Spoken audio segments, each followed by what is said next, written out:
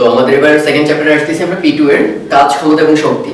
তো আমার দেখা মতে কাজ ক্ষমতা শক্তির অ্যাপ্লিকেশন হচ্ছে সবচেয়ে বেশি। অঙ্কগুলো ইজি কনসেপ্টের, বাট অনেক মাল্টিভেরিয়েবল অঙ্ক তোমরা এখান থেকে পাবা। তো এর মধ্যে মেইন কনসার্ন আমাদের থাকবে হচ্ছে কাজ শক্তি উপপাদ্য, এর উপর অঙ্ক প্রচুর। সেই সাথে বিভব শক্তি কনসেপ্ট একটু ক্লিয়ার করে নেব আমরা। যান্ত্রিক শক্তি নিত্যতা সূত্র, দ্যাট ইজ বিভব শক্তি প্লাস কাইনেটিক এনার্জি, এই দুটো সমষ্টি যে ধ্রুবক থাকবে এই বিষয়গুলো। আর বেশ কিছু টিপিক্যাল অঙ্ক পাবো, স্প্রিং, হাতুড়ি, কুয়া, বা যেটাকে আমরা একভাবে নাম রাখি হচ্ছে গড় সরণ অঙ্ক, কুয়ার অঙ্কগুলোকে। তো এই হচ্ছে আমাদের মোটামুটি কাজ শক্তি উপপাদ্যের কন্টেন্ট। তো এই চ্যাপ্টারে আমরা সূত্রগুলো নিয়ে আসলে তেমন কোনো ভেজাল নেই। যেমন কাজের ফর্মুলা আমরা সেই ছোটবেলা থেকে জানি, W = কি Fx। কিন্তু মনে রাখবো এই সূত্রটা কিন্তু সব ক্ষেত্রে অ্যাপ্লিকেবল না। সূত্রটার মধ্যে এটার পরিচয় আমরা দিই বল আর এটা দিই সরণ, কিন্তু সাথে কিন্তু আরো কিছু কথা মেনশন করতে হবে। সে ফর এক্সাম্পল W = Fx, এটা যদি ফর্মুলা হয় কাজের, তাহলে মনে রাখবা F টা কিন্তু কনস্ট্যান্ট বা ধ্রুব বল। পুরা x রাস্তা জুড়ে এটা ধ্রুব বল থাকতে হবে, মান চেঞ্জ হতে পারবে না। তার মানে F এর মান হয় 5 নিউটন বা 6 নিউটন, এরকম 5 নিউটন পুরা রাস্তায়। কিন্তু কখনো এটা হতে পারবে না F = 5x। তাহলে কি বোঝা গেল? x এর মান একটু বাড়লে বলের মান আবার চেঞ্জ হয়ে যায়, x এর মান আরেকটু বাড়লে বলের মান এরকম 5 গুণ হতে থাকে। তাহলে এইটাকে আমরা বলি পরিবর্তনশীল বল, যেটা রাস্তার উপর ডিপেন্ড করতেছে, পরিবর্তনশীল বল।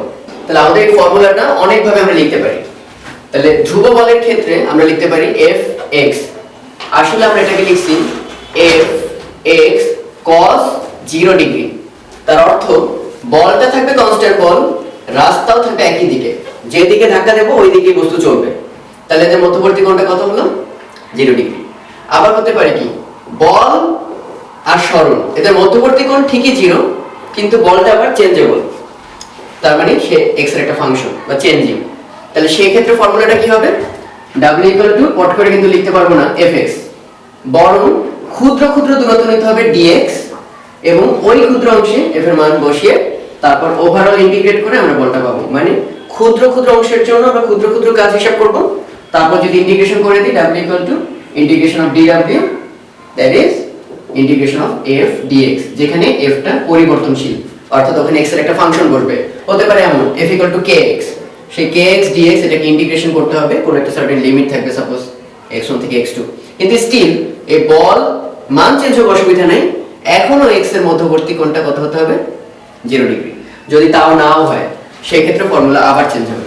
যদি এমন হয় বল এইদিকে একটা সাপোজ কনস্ট্যান্ট বল, এটা মান চেঞ্জ হয় না, তার মানে এটা সাপোজ 5 নিউটন বল, x এর মান 10 মিটার হোক 12 মিটার হোক, বলটা সবসময় 5 নিউটন। কিন্তু যত বল দিতে থাকবা x এর সঙ্গে তার একটা অ্যাঙ্গেল আছে, তার মানে একই কোণে না তারা, এবং সেটা ভ্যারি করে। তাহলে আমরা কি লিখতে পারি? f পুরা রাস্তা আর মধ্যবর্তী কোণটা আমাদের বিবেচনায় আনতে হবে। তাহলে Fx আর এখানে cos θ, এটা কনসিডার করলে পরে W টা আমরা পাবো। কিন্তু এমন যদি হয় বলটার মানও চেঞ্জ হবে ক্রমাগত, মানে সে হবে x এর একটা ফাংশন, যেমন আমাদের সুবিধার্থে এখানে ধরে নিতেছি F = kx, স্প্রিং বল। আর সেই সাথে প্রত্যেক বিন্দুতে, সাপোজ এটা একটা উল্টাপাল্টা রাস্তা, তাহলে প্রত্যেকটা বিন্দুতে বলের দিক আর সরণের দিক এদের মাঝখানে অ্যাঙ্গেলটা কিন্তু চেঞ্জ হচ্ছে, θ1 θ2, এখানে এখানে প্রত্যেক ক্ষেত্রে সাপোজ অ্যাঙ্গেলটা আলাদা, মানও আলাদা, দিকও আলাদা। তাহলে সেই ক্ষেত্রে ফর্মুলা হবে ওভারঅল, খেয়াল করো, W হবে ইন্টিগ্রেশন অফ f, যেটা আবার x এর উপর ডিপেন্ডেন্ট একটা রাশি, সাথে dx, এবং cosটাও ফিক্স না, cos 0 ডিগ্রি না, cos θ, সেই থিটাটাও চেঞ্জেবল। তাই ওভারঅল আমরা লিখি, এটা কিন্তু জানি আমরা সবাই, ডট প্রোডাক্ট। তাহলে আমরা লিখতে পারবো ইন্টিগ্রেশন অফ f আর dx, এই দুটো ডট করলেই আসলে আমরা ওভারঅল কাজ পাবো। সেইটারই বিভিন্ন স্পেশাল কেস করতে করতে কখন আমরা লিখি W = Fx, কখনো লিখি Fx cos θ, কখনো লিখি ইন্টিগ্রেশন অফ f dx, কখনো লিখি integration of f dot dx। So আসল ফর্মুলা কিন্তু শেষেরটা, ওইটারই বিভিন্ন স্পেশাল ফর্ম হচ্ছে প্রথমগুলো। আমরা যখনই কাজের আলোচনা করব তখন আমাদের একটু কনফিউশন কাজ করে, যে এরকম প্রায় হয় একটা বস্তুকে উপরে তোলা হলো, m ভরে একটা বস্তু এই উচ্চতায় তুললাম, তাহলে কৃত কাজ কত? কোশ্চেনটা হচ্ছে কৃত কাজ কত। তো কোশ্চেনটা কোয়াইট সিম্পল, যে এখানে g কাজ করতেছে খাড়া নিচের দিকে, তার বিরুদ্ধে তুলে ফেলছে, অতএব অর্জিত বিভব শক্তি কত? mgh। এটা আমরা বুঝতে পারি যে বিভব শক্তি হয়েছে mgh, আগে ছিল 0 সাপোজ রেফারেন্সের সাপেক্ষে, এখন mgh। কিন্তু কৃত কাজটা কি? কিন্তু কাজ সমান আমরা তো এতক্ষণ ধরে অনেক ফর্মুলা শিখলাম, f s cos θ, এগুলো তো ইউজ করবো না। তা যদি করতে যাই তাহলে দেখি আরেক ঝামেলা, mg কাজ করতেছে খাড়ার নিচে, সরণ আদিতে ছিল এই পয়েন্টে, সেখান থেকে এই উচ্চতা উপরে তুললাম, সো আদি থেকে শেষের ডিরেকশন হচ্ছে উপরে। তাহলে বল এবং সরণের মধ্যবর্তী থিটা হচ্ছে 180 ডিগ্রি। তাহলে কি দাঁড়ালো? বলের মান হচ্ছে mg, উচ্চতা বা সরণ হচ্ছে h, আর cos 180। তাহলে অ্যান্সারটা দাঁড়ালো কিন্তু এটা cos-এর মান হচ্ছে -1, তাহলে -mgh। এটা তো একটা কাজের পরিমাণ এবং সেটার অ্যান্সার বের হলো নেগেটিভ কাজ, যেখানে বিভব শক্তি পরিবর্তন ছিল পজিটিভ। আবার অন্যভাবেও ভাবা যায়, এই বস্তুকে তো আমি ঠেলতেছি উপরে, পৃথিবী টানুক নিচে সমস্যা নেই, কিন্তু আমি তো উপরের দিকে ঠেলতেছি। কত বলে ঠেলতেছি? যাতে কোনো ত্বরণ না হয়, ফলে আমিও mg বলেই ঠেলতেছি। তাহলে আমার ধাক্কা উপরে, বস্তু যাচ্ছে উপরে, তাহলে আমার দ্বারা কৃত কাজ, এই যে WA, এ ফর আমার, এমনি প্র্যাকটিক্যালি বলা হয় এজেন্ট, বাহ্যিক কেউ যদি করতে যায়। তাহলে দেখো এখানে F S cos θ, আমি ঠেলতেছি উপরে mg বলে, তাহলে F এর ভ্যালু হচ্ছে mg, সরণের মান হচ্ছে h, আর cos এর ভ্যালু যেহেতু একই ডিরেকশনে 0 ডিগ্রি, ফলে অ্যান্সার আসতেছে mgh, ও cos 0 এর ভ্যালু হচ্ছে 1। কি দাঁড়ালো বিষয়টা? বিভব শক্তি mgh, গ্র্যাভিটি দ্বারা কৃত কাজ -mgh, আমার দ্বারা কৃত কাজ +mgh। তাহলে কোয়েশ্চেনটার অ্যান্সারটা কি আসলে? কৃত কাজ কোনটা? প্রথম কথা, কোয়েশ্চেনটাই হয় না আসলে, এরকম কোয়েশ্চেন হওয়া উচিত না কখনই। আমাদের সবসময় কোয়েশ্চেনটা হওয়া উচিত এমন, এই একটা অবজেক্ট আছে সাপোজ, এরপর এ টানতে পারে, এই দিক থেকে কেউ টানতে পারে, ফ্রিকশন, বাধা, যা মন চায়, বাতাসের বাধা আছে, অনেকগুলো ফোর্স, F1 F2 F3, এরকম অনেকগুলো ফোর্স। আমি কখনো জানতে চাবো না এই বস্তুর উপর কৃত কাজ কত, আমাকে বলতে হবে F1 বল দ্বারা কৃত কাজ কত, F2 বল দ্বারা কৃত কাজ কত, কার দ্বারা কৃত কাজ কত। সো আজকে থেকে এটা অবশ্যই মনে রাখবা, বলটা মেনশন করে দেওয়া দরকার যদি স্পেসিফিক অ্যান্সার চাই, কার দ্বারা কৃত কাজ কত। তাহলে দেখো আমাদের প্রত্যেকটা অ্যান্সার ঠিক আছে। এটা হচ্ছে গ্র্যাভিটি দ্বারা কৃত কাজ, কারণ গ্র্যাভিটি ঠেলে যাচ্ছে নিচের দিকে, কিন্তু তার সরণ হচ্ছে উপরের দিকে, কাজ হবে negative. On the other hand, আমি ঠেলতেছি যেদিকে, বস্তু যাচ্ছেও সেই দিকে, সো আমার দ্বারা কৃত কাজ হবে পজিটিভ।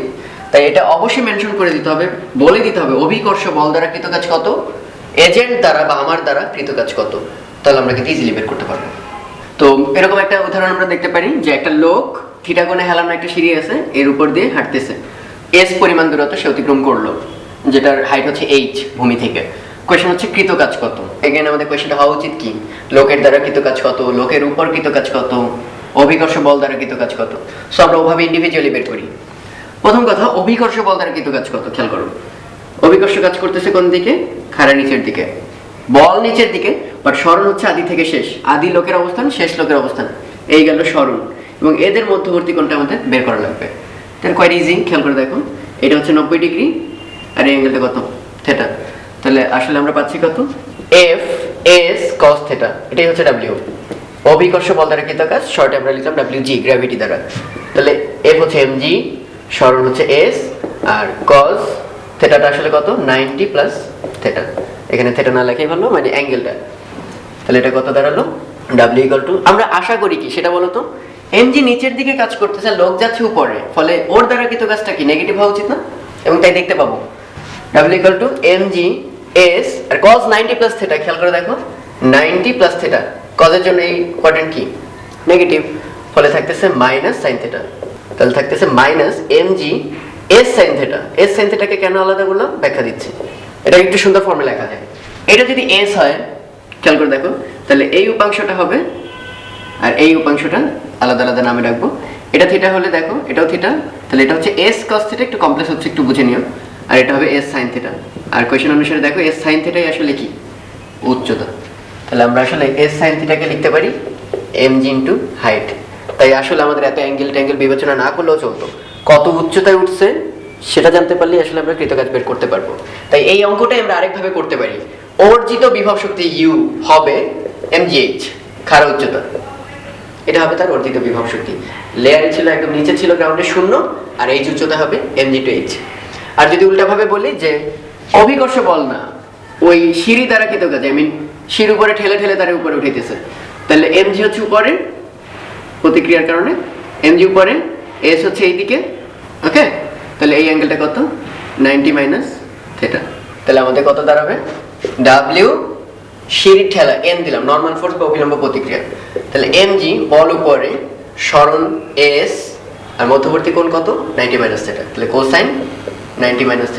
তাহলে আমরা লিখতে পারি mg s cos 90 মাইনাস θ, কিন্তু ফার্স্ট কোয়াড্রেন্টেই আছে, যে 90 মাইনাস θ, তার মানে প্লাস sin থিটা, এবং আমরা কিন্তু অ্যানসারটা প্লাসই আশা করছিলাম, কারণ এটা কি যে দিকে ঠেলা দিচ্ছে লোকটা উঠতেছে কিন্তু সেই একই দিকে, দেখো mg উপরের দিকে, h-টাও কিন্তু উপরের দিকে। সো s sin থিটাকে আমরা শর্টে আবার লিখতে পারি mg h। তো যে কোনো ভাবেই হোক না কেন মেনশন করে দিবা কার দ্বারা কৃত কাজ। তো কাজের আরেকটা সিম্পল অঙ্ক, যে এরকম বৃত্তপথে একটা বস্তু ঘুরতেছে, তাহলে প্রত্যেক পয়েন্টে তার বেগের দিক হবে স্পর্শক বরাবর। তো বলা আছে ওই স্পর্শকের সাথে 60 ডিগ্রি কোণে তুমি 15 নিউটন বল দিয়ে তাকে টানতেছো পুরো বৃত্ত বরাবর, তাহলে কৃত কাজ কত ওই বল দ্বারা, যে বৃত্তের ব্যাসার্ধ 2 মিটার। তো আমরা এরকম কমপ্লেক্স অঙ্ক পাইলেই সূত্রটা w=fs লিখবো না, তো বেটার একদম জেনারেল ফর্মুলাটা কি f ডট dx, একদম জেনারেল ফর্মুলা। তাহলে এটাকে একটু ভেঙে লিখলে কি হয়, f dx cos থিটা, তাই তো? তাহলে আমরা এখানে খেয়াল করতে পারি f এটা কিন্তু 15 নিউটন, এটা কনস্ট্যান্ট, তাহলে বাইরে আসলো।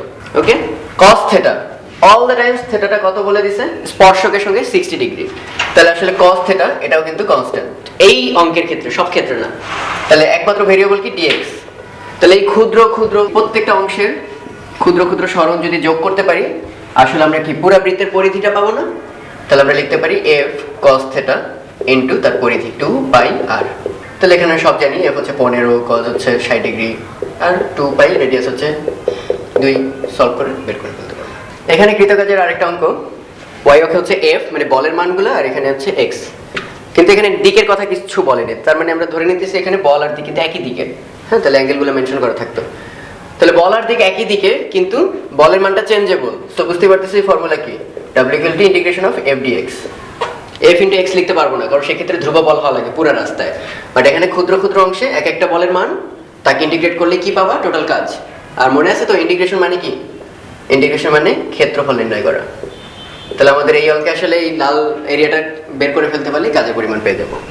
তাহলে প্রথম অংশে ক্ষেত্রফল 0, এই অংশের জন্য ক্ষেত্রফল কি, প্রত্যেকটা আয়তক্ষেত্র, সো কোয়াইট সিম্পল, এগুলো হচ্ছে 1 2 3 4। হ্যাঁ, তাহলে এতটুকু হচ্ছে 1, এটুকু হচ্ছে 10, তাহলে এতটুকুর জন্য ক্ষেত্রফল হচ্ছে 10 প্লাস এতটুকুর জন্য ক্ষেত্রফল কত, আপারও ভূমি হচ্ছে 1 আর হাইট হচ্ছে 20, তাহলে 20 গুণ 1। এরপরে ক্ষেত্রফল কত, -20, আর এতটুকু ক্ষেত্রফল কত, +10। তাহলে কি পাচ্ছি, 20 20 কাটা, 10 আর 10 20, তাহলে এত জুলই হবে কৃতকাজের পরিমাণ। তো এরকম একটা সুন্দর অঙ্ক আছে যে একটা লাঠি প্রথমে আছে ভূমিতে, তো সেখান থেকে আমি এটাকে খাড়া উচ্চতা নিয়ে আসলাম, কৃতকাজ কত। তো প্রথম দর্শনে মনে হবে যে লাঠিটা প্রথমে 0 উচ্চতায় আছে, আর লাঠিটা পরে h উচ্চতা আসছে, h হচ্ছে তার পুরো লেংথ, এখানে হাইট। তাহলে মনে হতে পারে কাজটা হচ্ছে mgh, কারণ আদি উচ্চতা 0, পরের উচ্চতা হচ্ছে h, বাট ঘটনা কিন্তু সত্যি না। এর অর্থ হচ্ছে সাপোজ লাঠিটা ছিল এমন, এই পুরো লাঠিটাকে ধরে যদি আমি এই h উচ্চতায় তুলে ফেলতে পারতাম, তাহলে আমার কৃতকাজ হতো mgh। তাহলে আমরা আসলে কি মিন করতেছি, আমাদের আসলে ঝামেলাটা হচ্ছে এখানে, আমরা যখন লাঠিটাকে এরকম করে খাড়া করলাম, তখন খেয়াল করে দেখো এই যে বিন্দুটা ছিল সেটা কিন্তু আগের জায়গাতেই আছে, এই যে বিন্দুটা সেটা হচ্ছে এখানে, এই বিন্দুটা আরেকটু উপরে, এই বিন্দুটা সবচেয়ে উপরে। তাহলে খেয়াল করো, এটাকে তোলার জন্য যে কষ্ট করতে হয়েছে, এটাকে তোলার চেয়ে তার চেয়ে আরেকটু কম, এটাকে তোলার জন্য তার চেয়ে আরো কম, এটাকে তোলার জন্য কোনো কাজই করতে হয়নি। তার মানে এভাবে সব কয়টাকে mgh বলে দিলে মিন করে, প্রথমটাকেও তুমি তুলছো h উচ্চতায়, পরের বিন্দুকেও h উচ্চতায়, এরকম লাঠিতে যতগুলো বিন্দু আছে সব কয়টাকে h উচ্চতায় তুলছো, ফলে তুমি লিখতে পারতেছো m1gh m2gh, প্রত্যেকটা h উচ্চতায় তুলছো, দ্যাট ইজ gh কমন নিলে m1 প্লাস m2 অর্থাৎ mgh। এটার মিনিং দাঁড়াতো এটা যে পুরো লাঠিটা ধরে তুমি h উচ্চতায় তুলে ফেলছো, কিন্তু প্র্যাকটিক্যাল যেহেতু আলাদা, এক একটা বিন্দু তুলতে এক এক রকম কাজ করতে হয়, তাই এখানে আসলে সরণ নিয়ে কাজ হবে না, গড় সরণ নিয়ে কাজ করতে হবে। তো আমি এই অঙ্কটার 3টা মেথড দেখাবো, নট নেসেসারিলি যে তোমাদের অ্যাপ্লাই করতে হবে, তোমাদের ডিফারেন্ট দৃষ্টিকোণ থেকে চিন্তা ভাবনা করার একটা সুযোগ আসবে। সবচেয়ে সহজ মেথডটা এখন দেখাচ্ছি, গড় সরণ। তাহলে সেই ক্ষেত্রে আমরা কি করি, খেয়াল করো, প্রথমেই তোমাকে বিবেচনা করতে হবে যেটা শুরুতে আদি উচ্চতা কত, বুঝতে পারছি আদি উচ্চতা হচ্ছে 0, কিন্তু সেটা লাঠির আদি উচ্চতা না, ভার কেন্দ্রের, এই যেখানে ভার কেন্দ্রের আদি উচ্চতা দেখো, আর শেষ উচ্চতাটা খেয়াল করছো, h না কিন্তু h/2, কারণ খারাপ অবস্থায় লাঠির ভার কেন্দ্র থাকবে মিড পয়েন্টে। তাহলে ভার কেন্দ্রের সরণ কত হবে, h/2 - 0, দ্যাট ইজ h/2। তাহলে আমরা যে সারা জীবন ফর্মুলা লিখলাম mg × h, এই h টা উচ্চতা না, অবশ্যই মনে রাখবা h টা উচ্চতা না, রাদার এটা হচ্ছে ভার কেন্দ্রের সরণ। তাহলে আমাদের এই ক্ষেত্রে হচ্ছে ভার কেন্দ্রের সরণ h/2, অতএব কৃত কাজ হবে mg উচ্চতা না, ভার কেন্দ্রের সরণ h/2, এটা হবে কৃত কাজ। তো এটাকে আরেকটা সুন্দর সিস্টেমে করা যায়, সেটা হচ্ছে এই গড় সরণ, এই কনসেপ্টটা ব্যবহার করে। যে আমরা তো দেখলামই কাজ যেহেতু 0 থেকে শুরু করে এমজিএইচ পর্যন্ত অনেক রকম কাজ করতে হয়, তাদের অ্যাভারেজ কাজটাই আমাদের হেল্প করবে পুরোটা বের করতে। তাহলে কি করা যায়? প্রথম কথা, এখানে মিনিমাম সরণ কত? 0, আর ম্যাক্সিমাম সরণ কত? h, মানে কোন একটা বিন্দুর জন্য সরতেই হয় নাই, আর একটা বিন্দুর জন্য ম্যাক্সিমাম h পর্যন্ত সরতে হয়েছে। তাহলে যে মিনিমাম বা আদি আর শেষ উচ্চতা, তাদের অ্যাভারেজটা হচ্ছে 0 + h divided by 2, that is গড় সরণ হবে h/2, h/2। তাহলে আমাদের কৃতকাজ w = কি হবে? mg তারপর গড় সরণ, এবং সেটা আমাদের এই ক্ষেত্রে h/2। কিন্তু গড় সরণ দিয়ে অঙ্ক করার ক্ষেত্রে অবশ্যই মনে রাখতে হবে বস্তুটা যাতে সুষম বস্তু হয়, সুষম বা ইউনিফর্ম। সুষম বস্তু বলতে আমরা কি বুঝবো? একটা লাঠি বলো, ডিস্ক বলো, বা যে কোনো বস্তু বলো, তার সব জায়গায় ভর সমানভাবে বন্টন করা থাকতে হবে। এক জায়গায় বেশি ভারী, আরেক জায়গায় ঘনত্ব কম, এমন হলে চলবে না। ওকে, আমরা এখন আরেকটা মেথড দেখাবো, এতে করে আমরা পুরোপুরি ক্লিয়ার হতে পারবো যে প্রত্যেকটা ক্ষেত্রে কাজ যে আলাদা আলাদা হয়। এই মেথডটা একটু কঠিন, কিন্তু এটা তোমাদের চিন্তা ভাবনাকে আরো ডেভেলপ করবে ফর শিওর, কারণ এখান থেকে পুরোপুরি ইনসাইট পাবা কেন ওগুলো গড় সরণ হচ্ছিল, কিংবা আলাদা আলাদা কাজ কেন বিবেচনা করিনি। তাহলে খেয়াল করে দেখো, আমরা একবারে কাজটা করতে পারতেছিলাম না কেন? কারণ প্রত্যেকটা ডিফারেন্ট উচ্চতায় উঠছে, ফলে আমরা কেন বিবেচনা করতেছি না? অনেক ক্ষুদ্র একটা সেগমেন্ট নিই, ক্যালকুলাসে যেমন করো, অনেক ক্ষুদ্র একটা দৈর্ঘ্য নিলাম যার দৈর্ঘ্য হচ্ছে dx, এবং আমরা ধরলাম প্রতি একক দৈর্ঘ্যের ভর সে হতে পারে 1 সেন্টিমিটার, মানে তোমার স্কেল অনুসারে সেই একক দৈর্ঘ্যের ভর ধরলাম মিউ, এই লাঠিটার। সো বুঝতে পারতেছো লাঠিটার দৈর্ঘ্য আসলে কত? একটু আগে আমরা খেয়াল করছি লাঠির দৈর্ঘ্য ছিল h, তার মানে h দৈর্ঘ্যের ভর হবে মিউ ইন্টু h, মানে এটি হচ্ছে লাঠির টোটাল ভর। এটুকু আমরা আগে ধরে নিলাম। এবার খেয়াল করো, ওই যে ক্ষুদ্র dx পরিমাণ দৈর্ঘ্য, যে তাহলে একক দৈর্ঘ্যের ভর যদি হয় মিউ, ওই ক্ষুদ্র dx দৈর্ঘ্যের ভর কত হবে? অবশ্যই মিউ dx। তাহলে এই ক্ষুদ্র ভরটা অবশ্যই কত উচ্চতায় উঠছে? এখানে যদি x দূরে থাকে ক্ষুদ্র ভরটা, তাহলে উপরে উঠালো সেটা x উচ্চতায় উঠবে। তাহলে সেই ক্ষেত্রে ক্ষুদ্র অংশ তোলার জন্য ক্ষুদ্র কাজ হবে এই ক্ষুদ্র অংশের ভর মিউ dx। তাহলে তার জন্য ক্ষুদ্র কৃতকাজ কি হবে? একটা ভর m যদি হয়, তাকে যদি h উচ্চতায় তুলি, তাহলে কৃতকাজ হয় mg ইন্টু h। তাহলে এখানে ম্যাসটুকু হচ্ছে মিউ dx, m, তারপর g, আর উচ্চতা কত? x। তাহলে এখানে ক্ষুদ্র কাজ হচ্ছে এতটুকু, তাহলে টোটাল কাজ হবে তার integration of dw, that is mu x g তারপরে dx। এর লিমিট হবে 0 থেকে h। কারণ কি? কারণ এই যে ছোট্ট সেগমেন্টটা, এটা এই কোণায় থাকতে পারে, এখানে থাকতে পারে, এবং সর্বোচ্চ h দূরত্বে থাকতে পারে। তার মানে স্টার্টিংও থাকতে পারে 0 দূরত্বে, বা ম্যাক্সিমাম দূরত্বে h-ও থাকতে পারে। তাই লিমিটটা হবে 0 থেকে h। আর মিউ কনস্ট্যান্ট, কারণ আমরা বলে নিয়েছিলাম এটা হচ্ছে তোমার কি সুষম লাঠি, সো একক দৈর্ঘ্যের ভর সবসময় কনস্ট্যান্ট, g-ও কনস্ট্যান্ট।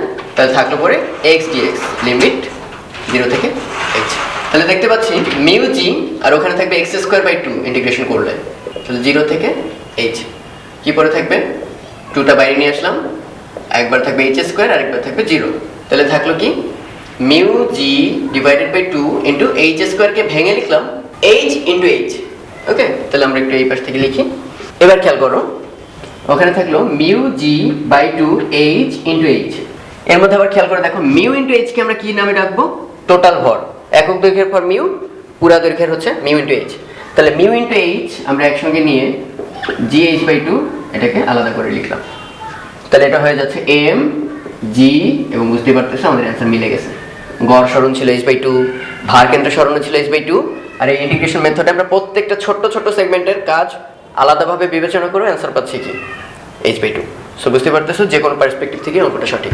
তো একই কথা প্রযোজ্য চৌবাচ্চার অঙ্কগুলোর ক্ষেত্রে। অনেকে কিন্তু কুয়ার চৌবাচ্চা গুলিয়ে ফেলি। মনে রাখবা, কুয়ার ক্ষেত্রে হচ্ছে এই যে ছবিতে পার্থক্য বুঝতে পারবো। কুয়ার ক্ষেত্রে হচ্ছে পানি থাকবে একদম গভীরতায়, এবং পানির লেভেল কখনো নামবে না, আমরা গেস করে নেব। আর চৌবাচ্চাটা থাকবে পুরোটা ভরা, পুরা ভরা বলতে একদম তলায় থাকবে না আর কি, বিভিন্ন হাইটে থাকতে পারে, এবং সেগুলো থেকে পানি তোলার সাথে সাথে লেভেল চেঞ্জ হতে থাকবে। তো আমরা এখন যে অঙ্কগুলো করবো এগুলো চৌবাচ্চার অঙ্ক। কুয়ার চৌবাচ্চার সাথে মেইন ডিফারেন্সটা কোথায় খেয়াল করো। আমরা যখন বালতি দিয়ে কুয়া থেকে পানি তুলবো, তখন দেখো প্রত্যেকটা পানি কিন্তু আসতেছে এই এত উচ্চতায়, তার আগ পর্যন্ত কিন্তু আমরা কোনো হেল্প পাচ্ছি না, কারণ পানি এই লেভেলে নাই। একদম বালতিকে ফেলতে হবে এই উচ্চতায়, তারপর টেনে তুলে নিয়ে আসতে হয়। তার মানে এখানে প্রত্যেক কণার জন্য আসলে কাজ করতে হচ্ছে আমাদের mgh। তাই এক্ষেত্রে ফর্মুলা হচ্ছে সরাসরি mg ইন্টু h।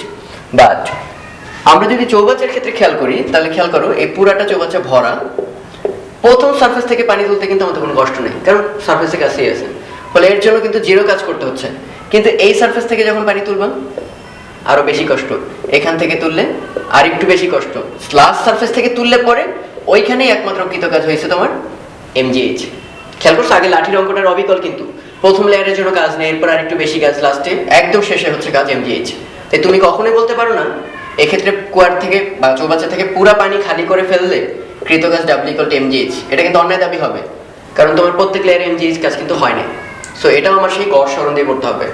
তাহলে এরকম একটা ছোট অঙ্ক আছে, সাপোজ যে কুয়াটা পুরা ভরা না, h/2 উচ্চতা পর্যন্ত ভরা, এটাকে পুরা খালি করে ফেলতে হবে। তো গড় সরণ দিয়ে অঙ্ক quite simple, mg into height লিখবো না, গড় সরণ লিখতে হবে। তাহলে আমরা দেখি আদি উচ্চতা কত, h/2, কারণ শুরুতে এই কাজটা তোমাকে করতে হবে mg h/2। শেষের সর্বোচ্চ একদম নিচের তলার জন্য কাজ কত করতে হবে, h, তাহলে আদি শেষ ডিভাইডেড বাই 2, তাহলে এটা হলো গড় সরণ। তাহলে এখান থেকে সলভ করলে কি দেখতে পাবা, mg এখানে 3h/4। তাহলে গড় সরণ দিয়ে আমরা অঙ্কটা করতে পারলাম এবং কনসেপ্টটা কোয়াইট ক্লিয়ার। যেহেতু প্রত্যেক লেভেলে আলাদা আলাদা কাজ, তাহলে সেই ক্ষেত্রে আমাদের গড় কাজটা বিবেচনা করতে হবে। তাহলে mg এটা তো কোনো চেঞ্জ হবে না, চেঞ্জটুকু হবে শুধু সরণের। ওকে, আমরা ওটা একটু ডিফারেন্ট মেথডে করে দেখাচ্ছি। তো এই চৌবাচ্চার এই অঙ্কটার সাথে লাঠির আগের অঙ্কটা একটু অ্যানালজি দেখাই। মনে আছে লাঠির পুরাটা আমরা ডিফারেন্ট উচ্চতায় তুললেও একটা জিনিস যেন লাঠিকে ভাবা যায়, এটা একটা মাত্র বিন্দুতে সমস্ত ভর নিহিত, ভার কেন্দ্র। তাহলে ভার কেন্দ্র কত উচ্চতায় তুলছিলাম মনে আছে, h/2 উচ্চতায়, ফলে mg ইন্টু ভার কেন্দ্রের সরণ দিলেই আসলে আমাদের কি হয়ে যাচ্ছিল টোটাল কাজ। তো একইভাবে আমরা যদি এখানে পানির ভার কেন্দ্র বর্তমানে হচ্ছে এই পয়েন্টে, সেখান থেকে তুলে নেব কোথায়, এই উচ্চতায়, মানে এই সরণটুকু যদি বের করতে পারি তাহলে কিন্তু আমাদের কাজ হয়ে যাবে। তাহলে সেটা কিভাবে বের করা যায় খেয়াল করো, আমরা একটু 2D ছবি আঁকি, দেখতে সুবিধা হবে। তাহলে পানি আছে h/2 তে, তাহলে ভার কেন্দ্র কি এখানে না, সাপোজ এটাকে 0 ধরলাম, তাহলে এটা কি h/4, এটা হবে h/2 আর পুরাটা হবে h। তাহলে আমি কি বলতে পারি, এতটুকু হচ্ছে h আর এতটুকু হচ্ছে h/4। তাহলে এতটুকু সরাইছি না আমরা ভার কেন্দ্রকে, এই পুরা পানিটাকে তুলে আমরা কোথায় নিয়ে আসবো, h উচ্চতায়। তাহলে ভার কেন্দ্র সরছে কিন্তু এতটুকু। ওকে, কেউ আবার ভাববা না তুলে আবার আরো উপরে নিয়ে যাচ্ছে, ওগুলো কিন্তু ম্যাথে কনসিডার করতেছে না, পুরাটা এই তলের মধ্যে আছে। তাহলে ভার কেন্দ্র সরণ হবে del x equal to h minus h/4, কত থাকলো 3h/4। এবং আশা করি বুঝতে পারতেছো আগের অ্যান্সারও তাই, w equal to mg into ভার কেন্দ্র সরণ 3h/4, যেটা একটু আগে আমরা বের করছি গড় সরণ দিয়ে। তো লাঠির অঙ্কের মতো এই অঙ্কটা আমরা আরেকটা থার্ড মেথডে করতে পারি, ইন্টিগ্রেশন দিয়ে। তাহলে ওখানে আমরা কি ধরে নিয়েছিলাম মনে আছে, যে একক দৈর্ঘ্যের ভর। ওকে, তাহলে আমরা এখানে ধরে নেব একক আয়তনের ভর, ওটাই তো ঘনত্ব। তাহলে একক আয়তনের ভর ধরে নিচ্ছে রো, মানে ঘনত্ব ধরে নিলাম রো। এখন দেখি তো ছোট্ট একটা টুকরা নিলাম, এই যে আমাদের এইখানে ধরলাম রেফারেন্স থেকে x গভীর একটা পাতলা স্লিট ধরলাম, যার পুরুত্ব হচ্ছে dx এবং প্রস্থচ্ছেদের ক্ষেত্রফল হচ্ছে a। তাহলে আমরা কি বলতে পারি, ক্ষেত্রফল ইন্টু উচ্চতা না dx-টা, তাহলে এটা একটা আয়তাকার ঘনবস্তু যার ক্ষেত্রফল ইন্টু উচ্চতাই হচ্ছে আয়তন। তাহলে এই পাতলা অংশের আয়তন হচ্ছে adx, তাহলে তার আয়তনের ভর হবে রো a dx। ওকে, তাহলে আমরা ভর পেয়ে গেলাম মানে m। তাহলে এই ছোট্ট অংশকে নাড়াতে হলে কি পরিমাণ কাজ করতে হয় আমরা সেটা জানি। তাহলে সেই ছোট্ট কাজ হবে dw ইকুয়াল টু এই ছোট ভর ইন্টু g, mg, আর উচ্চতা নড়াচড়াটা হবে কি x, কারণ এই লেভেল থেকে আমাকে একদম এই লেভেলে নিয়ে যেতে হবে, তার মানে কতখানি সরণ, x পরিমাণ সরণ। তাহলে এবার আমরা কি করতে পারি, টোটাল w হবে, ইন্টিগ্রেশন হবে এটা, rho constant, a constant, g constant, থাকবে পরে x dx। এবার লিমিট কিন্তু 0 থেকে শুরু না, খেয়াল করে দেখো আমার প্রথম লেভেল তুলতে হবে কিন্তু এইখান থেকে, আর শেষ লেভেল তুলতে হবে এখান থেকে। তবে ফার্স্ট লেভেল হচ্ছে h/2 আর লাস্ট লেভেলটা হচ্ছে h। তাহলে আমাদের লিমিটটা হবে h/2 থেকে h। ওকে, তাহলে রো a g আর x dx কে করলে আসবে x²/2, লিমিট হবে h/2 থেকে h। ওকে, তাহলে রো a g আর ওই 2টাকে আমরা নিচে নিয়ে আসলাম, তাহলে পরে থাকলো x এর জায়গায় h² মাইনাস h²/4, তার মানে রো a g/2 3h²/4। তাহলে আমরা h² কে ভেঙে h ইন্টু h লিখবো। কেন লিখবো আশা করি আগের অঙ্কের থেকে ধরতে পারছো, আমরা এই h-টাকে এই পাশে নিয়ে আসি। তাহলে পরে থাকবে rho a h g/2 into 3h/4।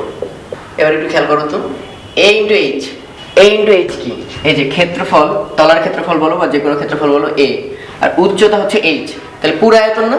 তাহলে আমরা বলতে পারি এইচ হচ্ছে পুরো সিলিন্ডারের আয়তন, কিন্তু তার অর্ধেকটাই কি পানির আয়তন না?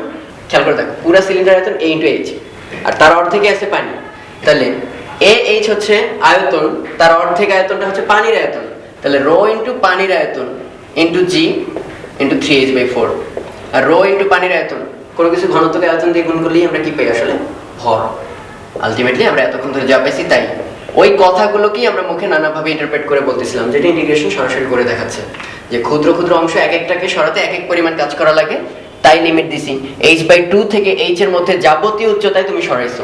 সব সরণের ফলাফল যদি কনসিডার করতে পারো তাহলে অ্যান্সার দেখো যা আসছে, সুষম বস্তুর ক্ষেত্রে গড় সরণও তাই আসবে, ভার কিন্তু সরণও তাই আসবে। এভাবে করতে হবে নট নেসেসারিলি, কিন্তু একটা ইনসাইট তোমার গ্রো করবে। এবার আমরা দেখবো হাতুড়ি সংক্রান্ত একটা ম্যাথ। তো আসলে এটাকে এভাবে টাইপ করাটা একটু টাফ। এই হাতুড়ি বলো, কুয়া বলো, আসলে সবকিছুর উদাহরণের পেছনে বেশ কয়েকটা ফর্মুলা দেয়। এখন থেকে আমরা যে কয়টা ফর্মুলা শিখবো তার মধ্যে মেইন সূত্রটা হচ্ছে যে শক্তির কনজারভেশন বা শক্তির সংরক্ষণশীলতা, আর আরেকটা খুব ইম্পর্টেন্ট ফর্মুলা হচ্ছে কাজ শক্তি উপপাদ্য বা ওয়ার্ক এনার্জি থিওরেম। কাজ শক্তি উপপাদ্য।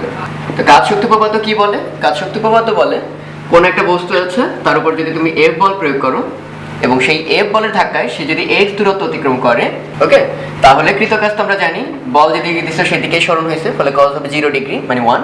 তাহলে এটা হচ্ছে কৃতকাজ। এটা হবে তার আদি গতিশক্তি সাপোজ হাফ mU², তার আদি বেগ, আর এটা হচ্ছে তার শেষ বেগ হাফ mv², শেষ গতিশক্তি। এই গতিশক্তির পরিবর্তনের সমান, that is half mv² minus half mu²। কাজ শক্তি, তার মানে আমি যখন কোনো কিছুর উপর কাজ করছি এটা দাবি করার আগে অবশ্যই সেখানে দেখাতে হবে তার শক্তির পরিবর্তন ঘটছে। তার মানে আমি তার মধ্যে শক্তি আসলে ট্রান্সফার করে দিতে পারছি। তাই এখন থেকে অবশ্যই মনে রাখবো কাজ বলতে আমরা বুঝবো শক্তি ট্রান্সফার। তার মানে আমার কাছে শক্তি ছিল, সেইটা আমি যদি অন্য একটা বডি বা বস্তুতে ট্রান্সফার করে দিতে পারি তখনই কাজ হবে। তার প্রমাণ খেয়াল করে দেখো, এখানে গতিশক্তি ছিল হাফ mU², তুমি একটা সার্টেন ফোর্স দিছো, ফলে তার গতিশক্তি চেঞ্জ হয়ে গেছে, তার মানে তার মধ্যে শক্তি একটা ঢুকছে। তাহলে একইভাবে খেয়াল করো, আমি যদি প্রায় আমরা বলি যে কেন্দ্রমুখী বল দ্বারা কাজ হয় না, তার অনেক রকম ব্যাখ্যাই আমরা দাঁড় করাই। যেমন এরকম, একটা বস্তু যদি কেন্দ্রমুখী বলের কারণে ঘুরতে থাকে, তাহলে দেখো বলটা হচ্ছে কেন্দ্রের দিকে আর তার সরণ বা ভেলোসিটির দিক হচ্ছে তার স্পর্শক বরাবর, ফলে বলের দিকে বা বেগের দিকে বা সরণের দিকে বলের কোনো উপাংশ নেই, ফলে থিটাটা আসলে 90 ডিগ্রি, এফ এস cos 90 হচ্ছে 0। কিন্তু আরো সুন্দর এক্সাম্পল কিন্তু বলা যায়, যদি এরকম হরাইজন্টাল তলে তুমি ঘোরাতে থাকো একটা বস্তুকে, তাহলে দেখো প্রত্যেকটা বিন্দুতে আমরা শিখছিলাম না সমদ্রুতিতে ঘোরে, যদিও তার বেগের মান সেম থাকে, দিকটা চেঞ্জ হয়, কিন্তু দ্রুতি বা বেগের মানটা কিন্তু সেম। তাহলে আমি কি দাবি করতে পারি, এখানে হাফ mv² ছিল তার গতিশক্তি, এখানেও তার গতিশক্তি হাফ mv², এর পরে যত পয়েন্ট আছে প্রত্যেক পয়েন্টেই তার গতিশক্তি হচ্ছে হাফ mv²। অথচ প্রত্যেক বিন্দুতেই কিন্তু তুমি তাকে টানতেছো, বল প্রয়োগ করতেছো, বল প্রয়োগ করতেছে ঠিকই, কিন্তু তার মধ্যে কোনো শক্তি ট্রান্সফার তুমি করতে পারোনি। আর তার প্রমাণই হচ্ছে তার আদি গতিশক্তি আর শেষ গতিশক্তির কোনো চেঞ্জ হয়নি। তাহলে বুঝতে হবে এখানে কেন্দ্রমুখী বল দ্বারা কৃত কাজটা কত হবে? 0। তো আমরা এই কাজ শক্তি উপপাদ্য ব্যবহার করে এই হাতুড়ি সংক্রান্ত অঙ্কগুলো এখন করবো। তো অঙ্কটা কি বলা আছে খেয়াল করুন, এটা একটা মাটি, তার উপর একটা পেরেক আছে যার হাইটটা হচ্ছে x। তো এর থেকে h উচ্চতা একটা হাতুড়ি আছে, এবং এখানে আমরা কিন্তু কিছু ধরে নেব। আমরা ধরে নেব এখানে পুরো ভরটা m যে ভর, সেই পুরো ভরটা হচ্ছে হাতুড়ির, পেরেকের কোনো ভর নেই। এটা কিন্তু আমাদের পুরো অঙ্কে অ্যাসাম্পশন থাকবে, পেরেকের ভর নেই বললেই চলে আর কি, আমরা 10⁻⁴ ধরে আগাবো। তো এবার কি করা হচ্ছে দেখো, ওপর থেকে আমি হাতুড়িকে ছেড়ে দিলাম। তাহলে এই অবস্থায় যদি ছেড়ে দিই, আমি যেহেতু h + x উচ্চতায় আছি, খেয়াল করে দেখো, তাহলে এখন এই অবস্থায় তার মধ্যে বিভব শক্তিটা কত? বিভব শক্তি হচ্ছে mg h + x। এটাকে যদি ভূমি ধরি, তার থেকে h + x উচ্চতায় সে অবস্থিত। তাহলে এটা হচ্ছে তার বিভব শক্তি। এটা দিয়ে আমরা জানতাম কি, তার পোটেনশিয়াল এনার্জি কেন বলা হয়, তার এই পোটেনশিয়াল আছে বা এই সম্ভাবনা আছে সেটা দিয়ে কোনো একটা কাজ করতে পারবে। তাহলে আমরা যখনই তাকে ছেড়ে দেবো সেটা কনভার্ট হবে কিসে? গতিশক্তিতে। তার মানে বিভব শক্তির পতন, কমে যাওয়া, সেটা আসলে গতিশক্তির অর্জন, গতিশক্তি বেড়ে যাওয়া, সেটাই কি করবে? কাজ করবে। আর কাজ সমান আমরা কি জানি? W = Fx। কারণ যেদিকে পুশ করবে মাটির ভেতর সেই দিকেই ঢুকে যাবে, ফলে মাটি তাকে কি করবে? উল্টা দিকে একটা বাধা দেওয়ার চেষ্টা করবে। ওই সমান বলে, যে বলে পুশ করবে অপোজিট দিকে একটা ফোর্স দেবে থার্ড ল অনুসারে। তো এটাকে আমরা নাম দিছি এফ, মাটির বাধা বল। গড়ে বাধা বল কত? কারণ সব জায়গায় ঘনত্ব সেম না, ফলে মাটির বাধা একটু ভ্যারি করে। এই জন্য কোয়েশ্চেনটা করার সময় বলে গড় বাধা বল কত। তাহলে বুঝতে পারছো আশা করি? এখানে ছেড়ে দিলে বিভব শক্তি পতন হবে, গতিশক্তি অর্জন করবে, আর সেই গতিশক্তি দিয়ে কি করবে? ওই মাটির বাধা বলের বিরুদ্ধে কাজ করে শক্তিকে ট্রান্সফার করে দেবে। কিভাবে? এই যে পেরেকটা ছিল উপরে, তাকে শক্তি ট্রান্সফার করে ভেতরে গেঁথে দিয়েছে, এই এখন হচ্ছে পেরেকটা। তাহলে আমরা বলতে পারি F ইকুয়াল টু হবে সেই mg h plus x divided by x। এখানে x কেন লিখলাম? কারণ বাধা বলের বিরুদ্ধে মাটির ভেতরে গাছছে কিন্তু x পরিমাণ, পুরো h প্লাস x না। বাধা বল শুরু হয়েছে কখন থেকে? যখন থেকে মাটি গাঁথা শুরু করছে, এবং কতটুকু গাঁথছে? x পরিমাণ। তো এবার একটু খেয়াল করো, অঙ্কটা অনেক সময় অন্য একটা প্যাটার্নে দেয়। এখানে বলা ছিল পেরেকের কত উপর থেকে এটা পড়ে যাচ্ছে, বাট এখানে বললো এটা অনেক উপরে আছে, কত উচ্চতায় আছে বলা নেই, কিন্তু এটা পড়তে পড়তে পড়তে পড়তে এসে ওর মাথা যখন হিট করবে ওই সময় ভেলোসিটি বা বেগ হচ্ছে v। তাহলে একটু খেয়াল করো, এই সময় mgh যে বিভব শক্তিটা ছিল সেটা কিসে কনভার্ট হয়ে গেছে? গতিশক্তিতে। ফলে আমরা একটু অবশ্যই দাবি করতে পারবো একটু আগে যে mgh পাইছি বিভব শক্তির পতন, সেটাই আসলে কনভার্ট হয়েছে হাফ mv² বা গতিশক্তিতে। কারণ বিভব শক্তি পতন হওয়ার কারণে সে গতিটা লাভ করছে, শক্তি জাস্ট ট্রান্সফার হয়, সৃষ্টি হচ্ছে না গতিশক্তি নতুন করে। তাহলে আমরা কি দাবি করতে পারি? একটু আগে আমরা যেটা লিখতে পারতেছিলাম যে mgh প্লাস আরো নেমে গেছে x পরিমাণ, দ্যাট ইজ mgx, এতটুকু হচ্ছে টোটাল বিভব শক্তির লস বা পতন। তাহলে সেটাকে আসলে আমরা আবার দাবি করতে পারি mgh এর বদলে হাফ mv² প্লাস mgx। তাহলে দেখো, একটু আগের অঙ্কে ডেটা দেওয়া ছিল h, ফলে আমরা সেটা ইউজ করে ফেলতে পারছি অঙ্ক। এবার দেওয়া আছে ভেলোসিটি v, এবার সেটা ইউজ করে আমরা অঙ্কটা করে ফেলতে পারবো। ইকুয়াল টু যথারীতি কৃতকাজ বাধা বলের বিরুদ্ধে, এবং এটা সলভ করে আমরা আবারও f বের করে ফেলতে পারবো। f ইকুয়াল টু এত মাটির গড় বাধা বল। এবার আরেকটা কেস চিন্তা করো তো, এবার যদি হরাইজন্টালি হিট করে, এতক্ষণ দেখো ভার্টিক্যালি নামছে, ফলে বিভব শক্তির পতন হয়েছে, উচ্চতা বাড়ছে কিংবা কমছে। যদি এমন হয় সে হরাইজন্টালি এসে v ভেলোসিটিতে ধাক্কা দিল, এবার কিন্তু mg এর কোনো উপাংশই নেই, কারণ খেয়াল করো একই উচ্চতায় থাকলে আমরা জানি বিভব শক্তির কোনো চেঞ্জ হয় না। তাহলে বিভব শক্তি যদি চেঞ্জ নাই হয়, সেটা কনভার্ট হয়ে অন্য কোনো শক্তিতেও পরিণত হতে পারবে না। তাহলে আমরা কি দাবি করতে পারি? আর তাছাড়া এমনিতেও বোঝা যায়, এদিকে হচ্ছে mg, তার এই দিক বরাবর দেখো উপাংশ কত? mg cos 90, আর mg cos 90 তো আসলে নাই, তার মানে mg কোনো ভূমিকা কিন্তু ডান পাশে নেই। তাহলে একমাত্র ভূমিকা কি? সে v ভেলোসিটিতে দৌড় দিচ্ছে, ফলে তার একমাত্র শক্তিটাই হচ্ছে গতিশক্তি। এর সাথে আর কিছু পার্ট থাকবে না, হাফ mv² সাথে কোনো mgx পার্টগুলো থাকবে না। আর সেটাই প্রোভাইড করবে কি? সে বাধা বলের বিরুদ্ধে x পরিমাণ পেনিট্রেট করাতে কৃতকাজ। তাহলে এখান থেকে আমরা আবার সলভ করে f বের করে ফেলতে পারি। তো এটা প্লাসের একটা সিম্বল অঙ্ক।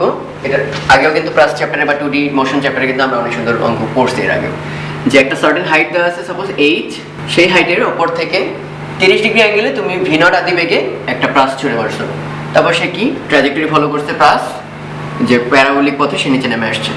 তো যখন পুরো h উচ্চতার অর্ধেকে নেমে আসছে, দ্যাট ইজ এই ভূমি থেকে যখন h/2 উচ্চতায় এখানে, তখন বেগটা কত হবে? এই অঙ্কগুলো আমরা অনেক আগে থেকেই জানতাম, মনে আছে? সেই যে বেগ হবে √vx² প্লাস vy², vx ছিল হচ্ছে ওই বেগের অনুভূমিক উপাংশ, যেটা কখনোই চেঞ্জ হয় না, সেটা অলওয়েজ কি v0 cos θ নট, আর vy সেটা চেঞ্জ হয় সময়ের সাথে সাথে v0 sin θ not minus gt, এবং ওভাবে সলভ করে আমরা থিটা বের করতে পারতাম, বেগের মানটা বের করতে পারতাম। কিন্তু একই কোয়েশ্চেন এবার করলাম একটু ডিফারেন্ট ওয়েতে।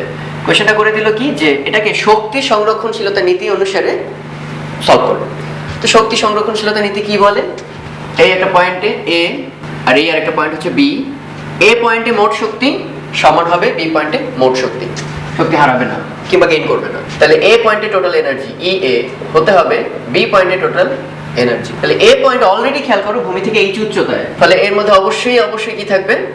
বিভব শক্তি mgh, আর সেই সাথে তার একটা বেগ দিয়ে দিছি, সো ওখানে তার গতিশক্তিও শূন্য না, সেই গতিশক্তিটা হবে হাফ m v0²।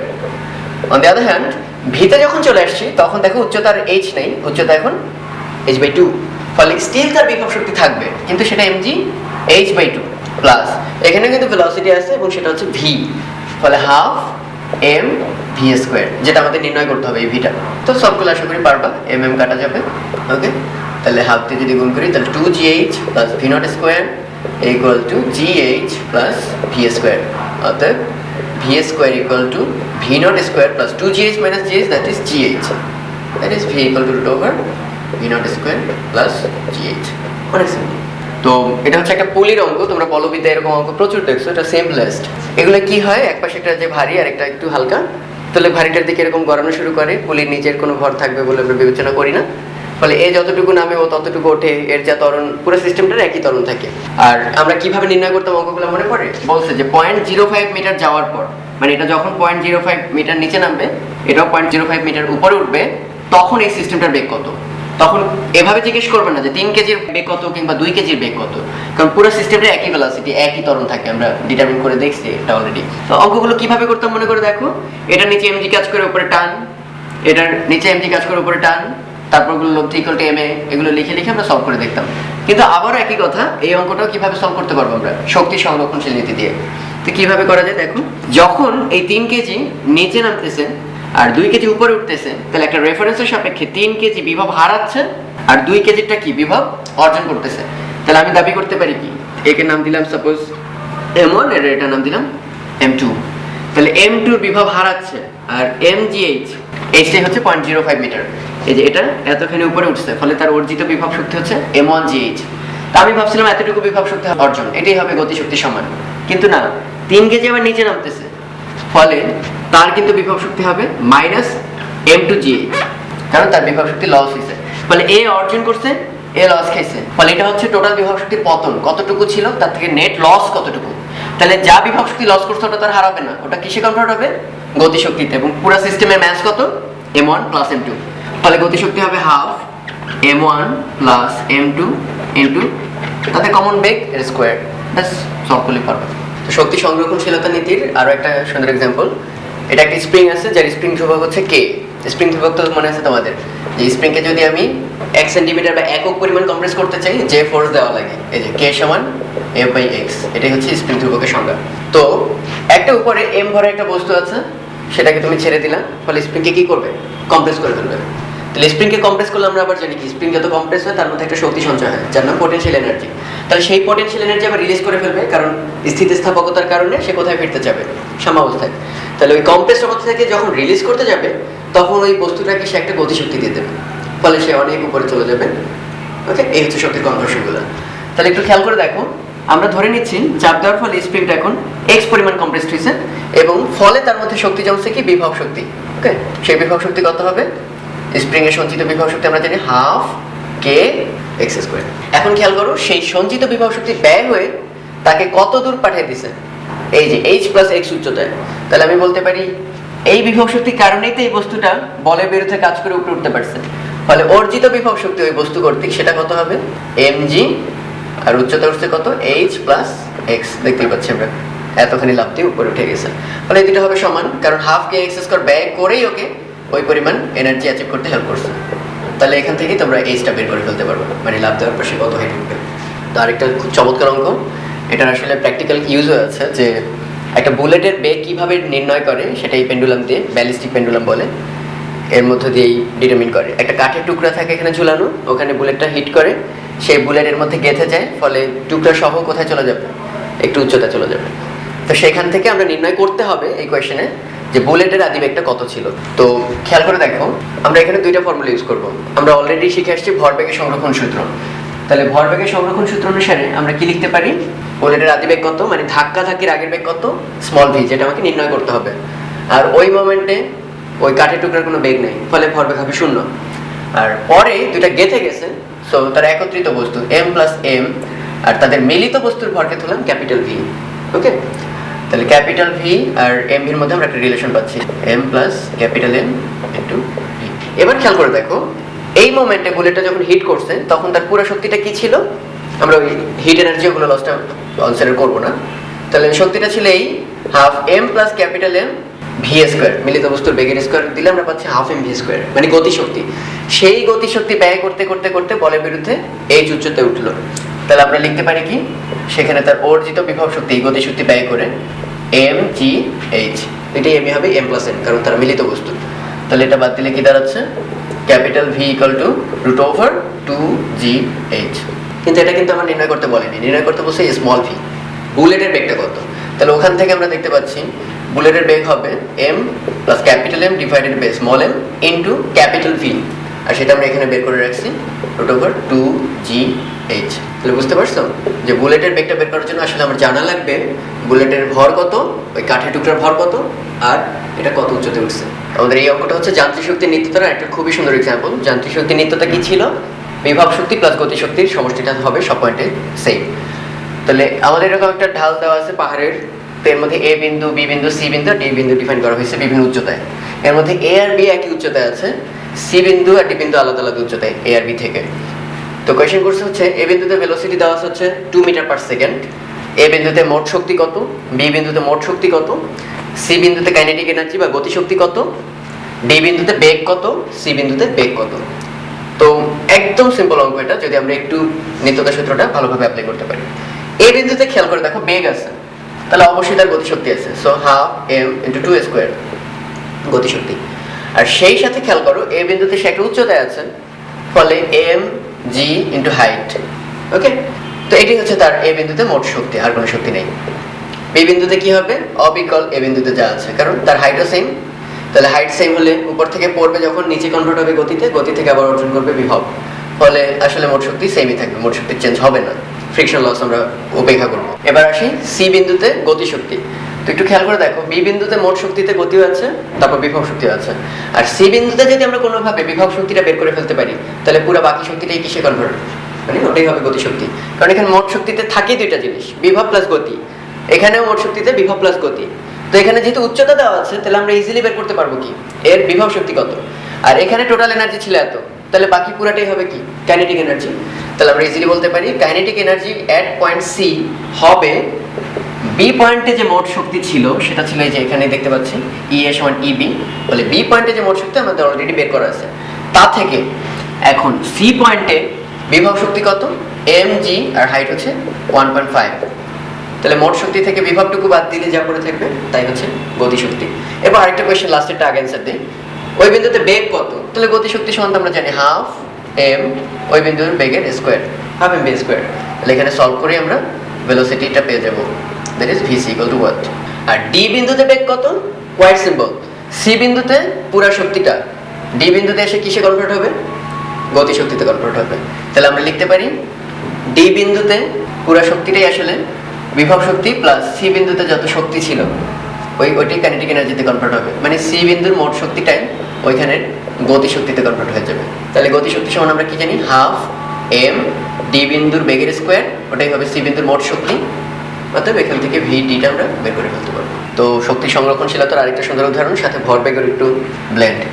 তো দেখতে পাচ্ছ এরকম একটা বস্তু, সেটা গতিশীল, ইউ1 তার বেগ, আর এম2 ভরে আরেকটা বস্তু ইউ2 তার বেগ, তার সঙ্গে আবার কে স্প্রিং ধ্রুবকওয়ালা একটা স্প্রিং যুক্ত আছে।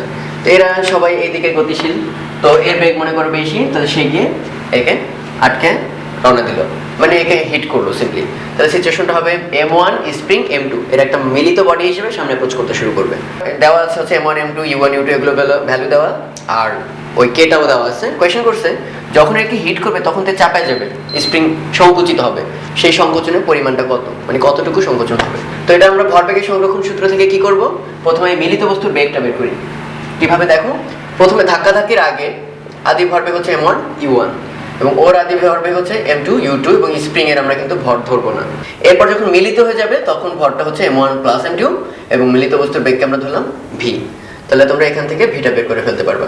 ওয়েল, এবার খেয়াল করে দেখো যখন এটা হিট করবে তখন কিন্তু এটা কম্প্রেসড হয়ে যাবে, তার মানে সিচুয়েশনটা দাঁড়াবে এমন, স্প্রিংটা এখানে বেশ কম্প্রেসড, m1 ভর m2 ভর, এরা মিলিতভাবে এই ভি বেগে আগাচ্ছে।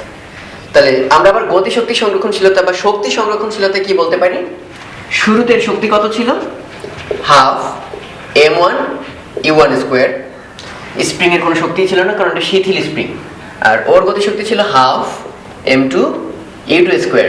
তাহলে এটা ছিল আগের মোট শক্তি, তাহলে এটাই হবে পরের মোট শক্তি। তাহলে এটা কি একটা গতিশক্তিতে যাচ্ছে না, এবং সেটা কত, হাফ m না, এবার দুইটা মিলিত অবস্থায় m1 প্লাস m2, আর দুইটা মিলিত বস্তুর বেগ হচ্ছে v। তাহলে এই হচ্ছে তাদের মিলিত গতিশক্তি। কিন্তু সেটুক বললে কিন্তু চলবে না, কারণ এটা অলরেডি চাপায় গেছে, সংকুচিত, ফলে তার মধ্যে এখন আবার বিভব শক্তি সঞ্চিত। ওকে, তাহলে এটা আমরা সলভ করলে এক্সট্রাকে বের করে ফেলতে পারবো। আচ্ছা, এটা একটা বেশ সুন্দর অঙ্ক, কারণ এখানে একই সঙ্গে তোমার শক্তি সংরক্ষণশীলতা আর সেই সঙ্গে সেন্ট্রিপিটাল ফোর্স, অভিলম্ব প্রতিক্রিয়া, এই সবকটার একটা মিলিত ভার্সন এই অঙ্কটায়। এই যে সুন্দর একটা জিনিস, এটা তোমরা এর আগেও দেখছো যে অনেক সাইক্লিস্ট আছে না, অনেক উপর থেকে গড়ায় পড়ে তারপর একটা লুপ কমপ্লিট করে আবার চলে যায়, মানে এরকম অনেক উপর থেকে সাইকেল চালানো শুরু করে, একটা পুরো কমপ্লিট লুপ শেষ করে চলে যায়। তাহলে দেখলে মনে হয় না যে সে কিন্তু এই সময় উল্টা হয়ে যায়, পুরো মাথা থেকে নিচে, এরপর আবার কন্টিনিউ করে সামনে চলে যায়। তো এটা কিন্তু অটোমেটিক হলেই হবে না, মানে ওই ডিভাইসটা যদি আরেকটু খাটো করা হতো বা আরেকটু নিচ থেকে সে যদি যাত্রা শুরু করতো, তাহলে করতে এমন এখান থেকে পড়তো, পুরা লুপ কমপ্লিট করতে যাবে, এর আগে ধাম করে নিচে পড়ে গেছে। বুঝতে পারছো? তার মানে একটা সার্টেন বেগ নিয়ে যদি সে যাত্রা শুরু করে বা একটা সার্টেন হাইট থেকে যদি শুরু করতে পারতো, তাহলে সে সব কমপ্লিট করে আসবে। আমাদের অঙ্কের রিকোয়ারমেন্টও তাই, যে এটা মিনিমাম কত হাইট থেকে যদি জাম্প করা শুরু করে তাহলে এটা কোনোভাবে লুপ কমপ্লিট করে চলে আসবে। কোনোভাবে বলতে আমরা বুঝবো এটা যখন এখানে আসবে তখন এখানে কোনো চাপ দিতে পারবে না, এখানে অটোমেটিক অবিলম্ব প্রতিক্রিয়া বা তার উপর চাপটা শূন্য হয়ে যাবে এবং তারপর সে কমপ্লিট করে চলে আসবে। তো সেই এইচটাই আমরা ডিটারমাইন করতে যাচ্ছি। তো তার আগে একটু খেয়াল করো, প্রত্যেক পয়েন্টে এমজি কোন দিকে কাজ করবে? অল দ্য টাইমস খাড়া নিচের দিকে। আর অভিলম্ব প্রতিক্রিয়া কোন দিকে? তলের সঙ্গে লম্ব দিকে।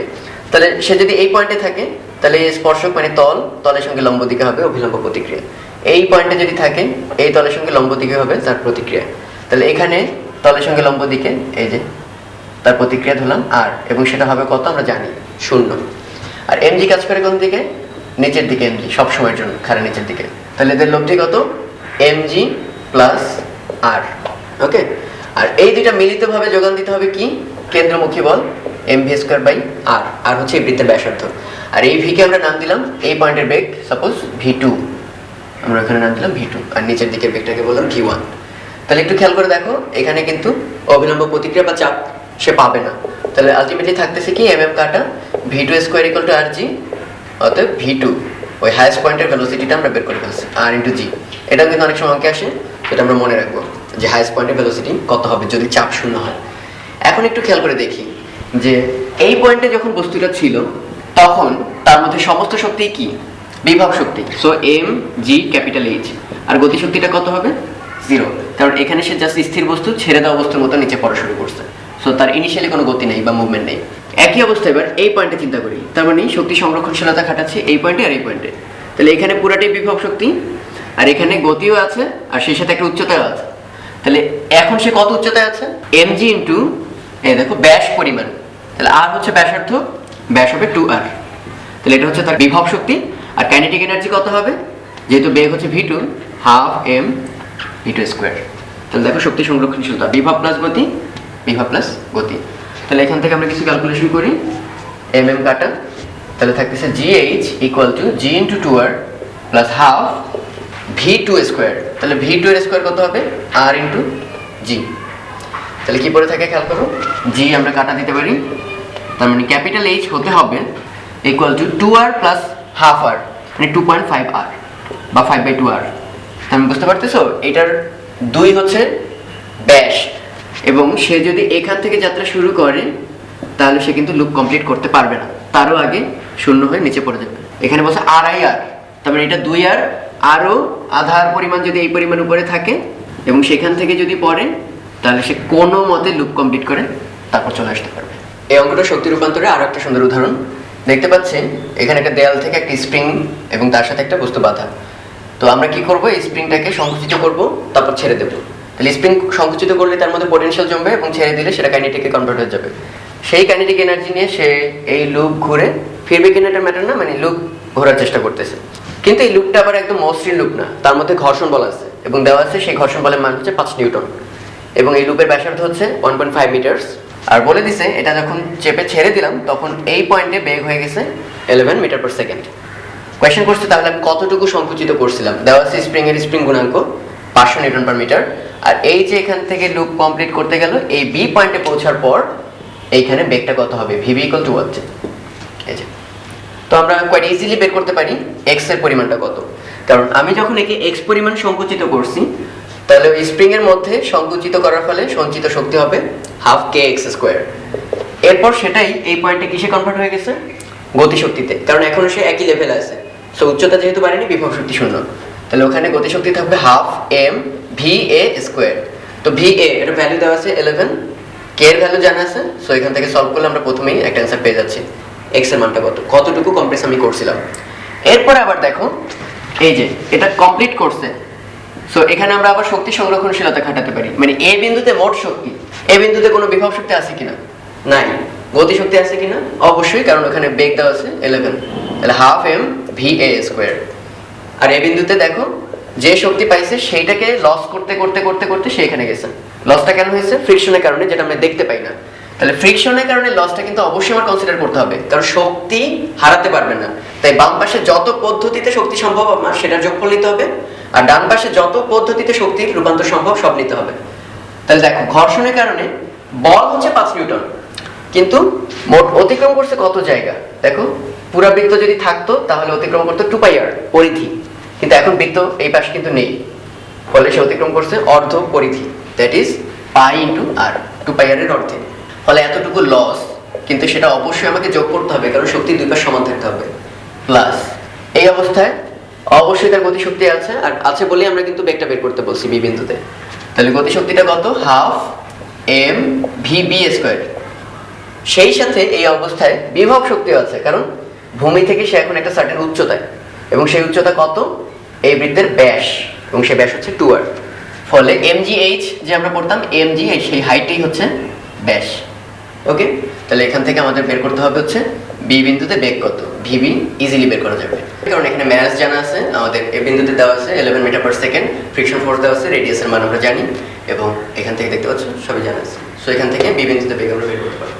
তো এখানে প্লাসের সঙ্গে ভরবেগের সংরক্ষণ সূত্রের এবং সেই সাথে শক্তি সংরক্ষণশীলতা নীতি ওভারঅল একটা মিক্সচার বলা আছে। 60 ডিগ্রি অ্যাঙ্গেলে একটা প্রজেক্টাইল তুমি নিক্ষেপ করছো, তো তোমরা অ্যাংরি বার্ড খেলার সময় অবশ্যই দেখছো যে অনেক সময় একটা পাখিকে ছুঁড়ে মারার সময় সেটা 3-4টা টুকরো হয়ে যায় এবং ডিফারেন্ট রাজপথে পড়ে।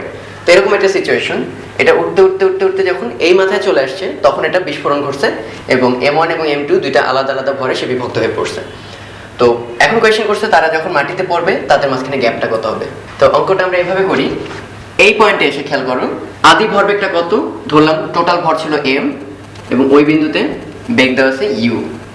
এরপর এটা দুটো টুকরা হয়ে গেছে এবং একই দিকে যেতে বাধ্য, কারণ লব্ধি ভরবেগটা একই দিকে হবে।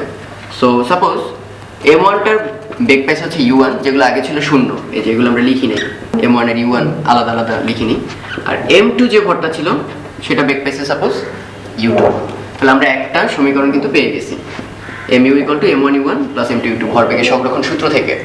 আর আরেকটা সূত্র এভাবে বলা আছে কোয়েশ্চেনের মধ্যে যে এটা ফাটার সাথে সাথে ভেতরে কিছু অন্তস্থ শক্তি ব্যয় করে ফেলছে, মানে হিট ছেড়ে দিছে। তো তার ফলাফল দেখে গেছে হচ্ছে সে কাইনেটিক এনার্জি এখন ডাবল হয়ে গেছে আগের চেয়ে, অনেক বেশি দ্রুত এখন তারা নামতেছে।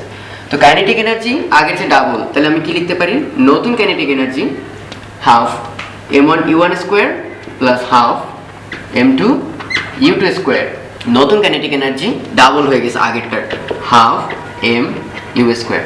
তাহলে এখানে তুমি আরেকটা ফর্মুলা পাচ্ছ, এটা যদি 1 নাম্বার ইকুয়েশন, এটা 2 নাম্বার ইকুয়েশন হয়, বাকি সব ডাটা দেওয়া আছে। তাহলে এখানে সলভ করে আমরা কি কি পেয়ে যাব, u1 এর মান কত, u2 এর মান কত, মনে রাখবে এই টুকরা দুটো সমান। তো এখন a1 এবং জানো u2 ও জানো, এবং তোমরা নিশ্চয়ই জানতা যে একটা বস্তু মাটিতে পড়তে কত সময় লাগে সেটা কেবল এবং কেবলমাত্র আদি বেগ যেটা ছিল সেই আদি বেগের y অক্ষের উপাংশের উপর ডিপেন্ড করে। এর মানে কি, সে x অক্ষ দ্বারা শুধু সামনে যাওয়াটা ডিফাইন্ড হয়, সো সামনে সে সারা জীবনে যেতে যাবে, তার মানে অসীম সময় ধরে চলতে থাকবে, সময়ের সাথে তার রিলেশনটা না। কিন্তু y অক্ষের দিকে যেতে থাকলে g এর বাধা পায়, ফলে একটা সময় কমে এবং তারপর কি আবার নিচের দিকে নেমে মাটিতে নেমে আসে। ফলে মাটিতে নামতে কত সময় লাগবে সেটা one and only defines by v not y।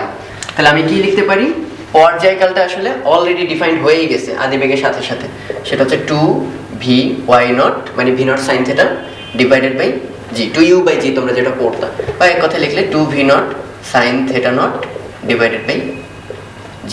এটা হচ্ছে মাটিতে পড়তে তাদের কত সময় লাগবে। তাহলে আমরা এখন হিসাব করতে পারি, এই যে টুকরাটা তার বেগ কত বের করছি, সাপোজ u1, আর পরে যে টুকরাটা তার বেগ বের করছি u2। তো এগুলোই তো ডিফাইন করে দেবে সে কত সামনে পড়বে, হরাইজন্টাল ডিসটেন্সগুলো। তাহলে আমরা বলতে পারি কি, ডেল্টা x মানে তাদের হরাইজন্টাল সেপারেশনটা হবে, প্রথম জন অতিক্রম করবে কত, u1 ক্যাপিটাল T আর মাইনাস u2 t, এটা হচ্ছে দ্বিতীয়টা কত হরাইজন্টাল ডিসটেন্স অতিক্রম করবে। কোত্থেকে লিখতেছি বুঝতে পারতেছো, সেই যে ফর্মুলা s = কি vt।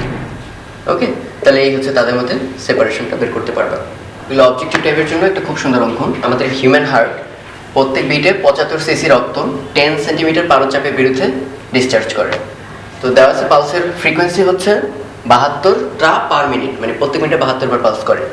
আর পারদের ডেন্সিটি দেওয়া আছে 13.6 গ্রাম পার সিসি। কোয়েশ্চেন করছে হচ্ছে হৃৎপিণ্ডের ক্ষমতা কত। তো আমরা অলরেডি জানি যে ক্ষমতা পি বা পাওয়ার ইকুয়াল টু হবে কি w/t, পার সেকেন্ডে কি পরিমাণ কাজ করে। তো কাজে তো অনেক ফর্মুলা আমরা শিখছি, w = কি জানি আমরা, f * s বল ইন্টু সরণ, কিন্তু w কিন্তু আবার p * ভলিউম। এটা তোমরা যারা কেমিস্ট্রি পড়ছো বয়েলের সূত্র শুরুতে এই জিনিসটা দেখে গেছো, বা তাপ গতিবিদ্যার প্রথম সূত্র, সেখানে মনে আছে dw = pdv, ডিভি পরিমাণ ভলিউম চেঞ্জ করার জন্য কি পরিমাণ কাজ করতে হয়। আর যাদের বিশ্বাস হচ্ছে না তারা একটু জেনে নাও, p * v, p কে লেখা যায় কি f/a আর একে এই ভলিউমকে কি লেখা যায়, ক্ষেত্রফল ইনটু উচ্চতা। তাহলে আলটিমেটলি থাকতেছে কি, বল ইনটু সরণ, যেটাকে আমরা আসলে কি বলি, কাজ। আমরা জানলাম কাজ সমান লেখা যায় প্রেসার ইনটু ভলিউম। ওকে, এখানে পি ফর প্রেসার বা চাপ, আর ভি হচ্ছে আয়তন। এটা হচ্ছে কাজ। তাহলে পাওয়ারটা হবে কি, পাওয়ার পি ইকুয়াল টু হবে, সরি দুটোই পি হয়ে যাচ্ছে, তাই পি নট লিখলাম, P b divided by T, পার সেকেন্ডে কতটুকু কাজ। তাহলে এখানে খেয়াল করে দেখো সব দেওয়া আছে আলটিমেটলি, পারদের ঘনত্ব দেওয়া আছে এবং দেওয়া আছে এটার হাইট কত। তাহলে আমরা সেই যে জানতাম পি ইকুয়াল টু কি জানি, এইচ রো জি, পারদ কতটুকু উচ্চতায় উঠছে, পারদের ঘনত্ব কত, 9.8। তাহলে এখান থেকে আমরা প্রেসারটা বের করতে পারবো ইজিলি। আর আয়তন দেওয়া আছে দেখো কত, 75 সিসি। এটা আয়তন অবশ্যই এগুলো কনভার্ট করে নিবে, আমি সিসি ফর্মে লিখলাম, তোমরা এসআইতে নিয়ে নিবে সব। আর এখানে বলে দিছে পালসের ফ্রিকোয়েন্সি কত, 72 পার মিনিট। ওকে, কিন্তু আমার এখানে প্রতি সেকেন্ডে হিসাব করতে হবে। তাহলে 72টা পার মিনিট মানে কি, 72টা পার 60 সেকেন্ড, মানে 72 বাই 60 হার্জ বা পার সেকেন্ড। তাহলে এটা দিয়ে গুণ করতে পারলে আমাদের কাজ শেষ। 72 বাই 60, এই টোটালটি হবে পাওয়ার। কারণ আমরা এখন পুরো জিনিসটা কততে ক্যালকুলেট করলাম, পার সেকেন্ডে ক্যালকুলেট করছি, এবং পার সেকেন্ডের ওয়ার্কটাই হচ্ছে পাওয়ার। তো এটা দেখতে পাচ্ছ যে এটা একটা হেলানো তল, যার উচ্চতা হচ্ছে এইচ, এর উপর এম ভরের একটা বস্তু আছে। বস্তুটা আসলে একটা সিলিন্ডার, পাশ থেকে দেখতে পাচ্ছ আসলে, মানে আমি একটু 3D পার্সপেক্টিভ এঁকে তোমাদের দেখাচ্ছি। তো এই হচ্ছে একটা 3D পার্সপেক্টিভ। সো বুঝতে পারতেছে এই পাশ থেকে দেখলে মনে হবে একটা বৃত্ত আসলে ঘুরে ঘুরে পড়তেছে। তো আশা করি তোমরা বুঝে গেছো, যখন নিচে পড়বে তখন আসলে সামনেও আগাবে, অ্যাট দ্য সেম টাইম কি ঘুরতেও থাকবে। তার মানে তার দুই ধরনের গতিশক্তি থাকবে আসলে, একটা হচ্ছে রৈখিক গতিশক্তি, কারণ তার ভারকেন্দ্র রেখা বরাবর আগাচ্ছে, আর দ্য সেম টাইম তার কৌণিক গতিশক্তি, কারণ সে ঘুরতে ঘুরতে পড়তেছে। তো আমরা এখন আবার সেই শক্তি সংরক্ষণশীলতা নীতি অনুসারেই এই বস্তুটা যখন এখান থেকে সিলিন্ডারটা যখন এখানে পড়বে, ওই পয়েন্টের বেগটা আমরা চাচ্ছি, মানে এই উচ্চতা যখন নিচে নেমে আসবে তখন তার বেগ কত হবে। তো আমরা এভাবে বের করতে পারি, এই পয়েন্টে তার মোট শক্তি কত, mgh, এবং তার বেগ কত, 0, এবং সে ঘুরতেছে কি পরিমাণ, সেটাও 0। কিন্তু এরপর সে যখন রোল করা শুরু করলো এরকম করে ঘুরতে ঘুরতে নিচে পড়তেছে, তখন অবশ্যই তার একটা গতিশক্তি থাকবে, একটা হচ্ছে কৌণিক গতিশক্তি, হাফ আই ওমেগা স্কোয়ার। কারণ আমরা জানি রৈখিক গতিশক্তি হচ্ছে half M v square, m এর বদলে কৌণিক আসে আই, আর ভি এর বদলে আসবে ওমেগা। আর সেই সাথে সে যেহেতু সামনেও গড়ে পড়তেছে, ফলে আলটিমেটলি তার একটা রৈখিক গতিশক্তিও থাকবে, হাফ এম ভি স্কোয়ার। আমাদের এই ভিটা বের করাই হচ্ছে টার্গেট। তাহলে কি পাচ্ছি দেখি, mgh equal to half, cylinder তার অ্যাক্সিসের সাপেক্ষে ঘুরতেছে না, খেয়াল করে দেখো, একটা সিলিন্ডার যখন তার অ্যাক্সিসের সাপেক্ষে ঘোরে, আমরা অলরেডি শিখে ফেলছি তার জড়তার ভ্রামক হবে mr square divided by 2, half mr square. তাহলে আমরা আই এর জায়গায় লিখতে পারি m এর square divided by 2 into omega square plus half M v square. তাহলে আর একটু ম্যানিপুলেট করলে কি দাঁড়াবে দেখো, এখানে এম কাটা যাচ্ছে, আমাদের ভি বের করতে হবে। ওমেগা আর ভি এর মধ্যে কিন্তু আবার একটা সম্পর্ক আছে, সেই যে ভি সমান ওমেগা ইন্টু আর। তাহলে আমরা ওভারঅল লিখতে পারি জিএইচ সমান 1/4 ওমেগা স্কোয়ার আর স্কোয়ার, মানে omega r whole square, that is v square plus half v square. তাহলে আমি যদি 4 দিয়ে গুণ করি তাহলে পাচ্ছি কি 4gh equal to V square plus two V square, that is 3ভি স্কোয়ার। তাহলে আলটিমেটলি থাকতেছে কি V square equal to 4/3gh, that is V সমান √4/3g ইন্টু এইচ। তাহলে মজার জায়গাটা খেয়াল করছিলাম, আমাদের এখানে সিলিন্ডার দেখ, গোলক দেখ, কিংবা অন্য যে কোনো অবজেক্ট দেখ, আমাদের চেঞ্জটা কোথায় আসবে, চেঞ্জটা আসবে অক্ষের সাপেক্ষে তার জড়তার ভ্রামকের মানটা। এবং তোমরা নিশ্চয়ই একটা টেবিল অলরেডি পড়ে ফেলছো, সেই যে সিলিন্ডারের চক্রগতির ব্যাসার্ধ কত, বা সিলিন্ডারের জড়তার ভ্রামক কত, গোলকের জড়তার ভ্রামক কত, চাকতির জড়তার ভ্রামক কত, রিং এর জড়তার ভ্রামক কত, তাদের স্পর্শকের সাপেক্ষে কত, দ্যাট ইজ তোমরা একটা বিশাল চার্ট কিন্তু পড়ছো। তো তোমরা চাইলেই কিন্তু গোলক, সিলিন্ডার বা অন্যান্য অবজেক্টের জন্য কম্পেয়ার করে দেখতে পারবা, এরা যখন গড়িয়ে একদম নিচে চলে আসবে তখন কার বেগ কত বেশি হবে। একটা স্পেশাল অঙ্ক, এটা অবশ্যই শক্তি সংরক্ষণশীলতারই, যে একটা বস্তু যার ঘনত্ব হচ্ছে পানির ঘনত্বকে যদি রো ধরি, তার ঘনত্ব হচ্ছে পানির ঘনত্বের অর্ধেক, তার মানে পানিতে ডুবাই দিলে সে ভেসে উঠবে। তো অনেক উপর থেকে ছেড়ে দিছি, এইচ এর ভ্যালু দেওয়া আছে 19.6 মিটার, এত উপর থেকে বস্তুটাকে ছেড়ে দিছো, এরপর নিচে পড়ে বাড়ি দিছে, একটা বাড়িতে অনেকখানি ঢুকে গেছে এক্স পরিমাণ, ওটাই আসলে আমাকে বের করতে হবে কতখানি ভেতরে সে যাবে, এটা একটা অ্যান্সার বের করতে হবে। এরপর তো ওখানে ডুববে না, আমরা তো জানি এটা হালকা পানির চেয়ে, ফলে আবার ফিরে আসবে। এই যে টোটাল টাইমটা, এটা কত লাগবে এটা আমাকে বের করতে হবে। তো তার আগে একটু খেয়াল করি যে এই মোমেন্টে তার টোটাল এনার্জি কত, mgh, আর সে যখন এখান থেকে নিচে পড়বে এই পয়েন্টে, তখন তার পুরাটাই কনভার্ট হবে কিসে? গতিতে, হাফ mv স্কয়ার। তাহলে mg ইকুয়াল আমরা লিখতে পারি হাফ mv স্কয়ার। এই m হচ্ছে কিন্তু বস্তুটার ভর বা বলটার ভর। তাহলে এখান থেকে আমরা ভেলোসিটিটা বের করে ফেলতে পারবো, যেখানে কত বেগে হিট করবে। এখন একটু খেয়াল করো, এটা যখন নিচে নামবে তখন সে কাজ করে ভেতরে যাচ্ছে না, কারণ পানি তাকে বাধা দেবে, এফ বলে বাধা দেবে। তাহলে এই যে কৃত কাজটা, আমরা কাজ শক্তি উপপাদ্য থেকে আবার কি জানি? কৃত কাজ হবে গতিশক্তি পরিবর্তন। ফলে এখানে তার গতিশক্তি ছিল কি? হাফ mv স্কয়ার, আর শেষে গতিশক্তি হয়ে যাবে কত? 0। তার মানে গতিশক্তির চেঞ্জটা কত? Half mv square. আর হাফ mv স্কয়ার তো আসলে কার সমানই? mgh এর সমান, যেটা আমরা জানি অলরেডি। তাহলে আমাদের আসলে নির্ণয় করতে হবে কি? x। তাহলে আমাদের এফটা জানা লাগবে, যে এই বস্তুর উপর উপরের দিকে কত বল কাজ করতেছে। কেন উপরের দিকে বললাম? কারণ বস্তুটা নামতেছে নিচের দিকে, যদি বলটাও নিচের দিকে কাজ করে তাহলে বস্তুটা কি আরো ত্বরণ নিয়ে নিচে নামবে না? কিন্তু বলটা কাজ করতেছে তার গতির বিপরীত, সে নামতেছে এদিকে আর বলটা ধাক্কাচ্ছে তাকে উপরে, ফলে স্লো হতে হতে 0, এরপর ওই বলের কারণে সে আবার উপরে উঠে আসবে। তাহলে এই বলটা বের করার জন্য কিন্তু আমাদের ক্লাস 7 এর বা 8 এর নলেজই এনাফ। কারণ কি খেয়াল করুন, এর উপর প্রথমে কাজ করতেছে mg, এটা আমরা কোয়াইট ইজিলি বুঝতে পারতেছি, পৃথিবী থেকে টানবেই। কিন্তু এই যে পানিতে ঢোকার সাথে সাথে সে সময় আয়তন পরিমাণ পানি কি সরাই দিছে না? তাহলে সেই অপসারিত, এই যে এতটুকু যদি পানির আয়তন হয় ওই বলের সাইজের সমান, এই এতটুকু যে পানি, সেই পানির ওজনের পরিমাণ ধাক্কা সে কোন দিকে খাবে? উপরের দিকে খাবে। ফলে লব্ধি থাকবে একটা উপরের দিকে, এটার নামই আমরা দিচ্ছি ওখানে এফ। তাহলে লব্ধিটা কি হবে?